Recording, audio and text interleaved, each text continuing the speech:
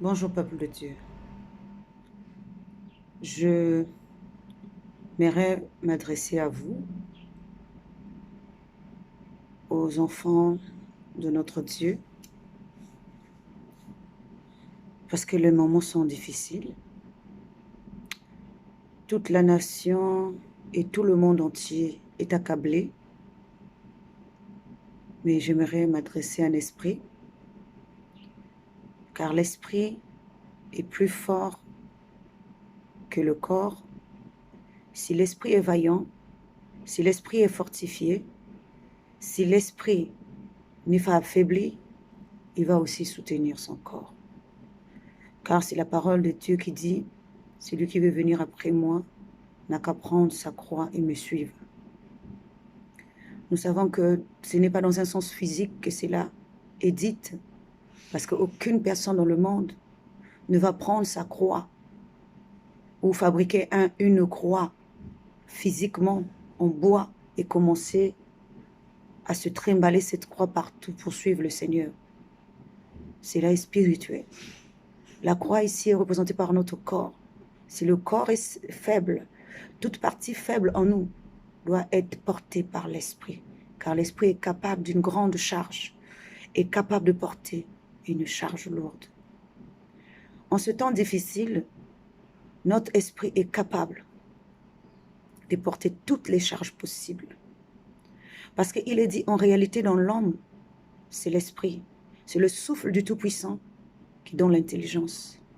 L'homme n'est pas d'abord celui qui est physique. L'homme, c'est d'abord celui qui est spirituel. C'est l'esprit. L'esprit est fort. Ce que nous scellons en bas, c'est ce qui est scellé en haut. Et ce que nous délions en bas, c'est ce qui est délié en haut.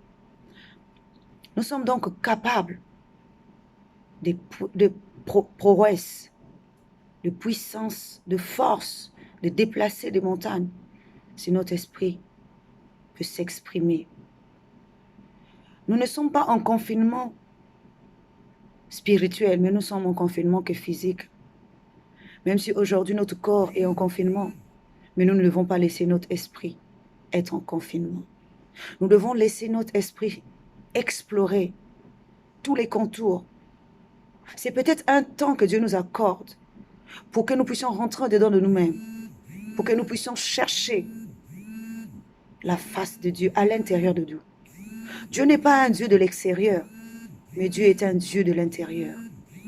Pourquoi cherchons-nous la face de Dieu à l'extérieur de nous et non à l'intérieur?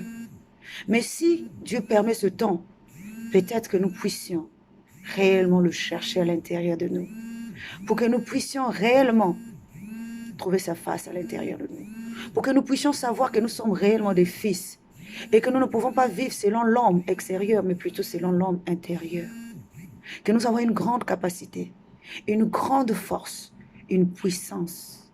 Nous sommes d'abord fils de Dieu avant d'être fils de l'homme. Mais pourquoi continuons-nous à vivre comme un fils de l'homme au lieu de vivre selon l'esprit? L'esprit ne peut déplacer des montagnes. C'est pour ça qu'à chaque fois, je dis aux enfants qui sont chez moi que lorsque nous sommes dans l'image de Dieu, la nature nous reconnaît comme fils de Dieu. La nature ne tolère pas les imposteurs, mais la nature accepte le Fils de Dieu. Or, le Fils de Dieu, c'est l'Esprit, parce que Dieu lui-même n'est pas humain, il est Esprit. C'est le temps de rentrer en nous-mêmes et de manifester toutes les capacités de l'Esprit, afin que l'Esprit prenne le dessus sur tout fléau, toute maladie extérieure. Si nous croyons que cette maladie ne peut pas nous atteindre, si seulement nous avons peur de la maladie extérieure, combien plus les maladies intérieures? Pourquoi nous ne faisons pas attention à tout ce qui est intérieur, mais nous avons peur de ce qui est extérieur? Oh, je bénis Dieu parce que Dieu va nous soutenir durant cette épreuve. Et j'encourage quelqu'un, un esprit, à se fortifier, à ne pas se sentir faible, affaibli, à ne pas errer, à ne pas se disperser, mais à être fortifié à l'intérieur pour que tu sois meilleur. Si hier encore tu n'étais pas meilleur, mais aujourd'hui Dieu te donne la possibilité de changer, et de devenir meilleur en esprit.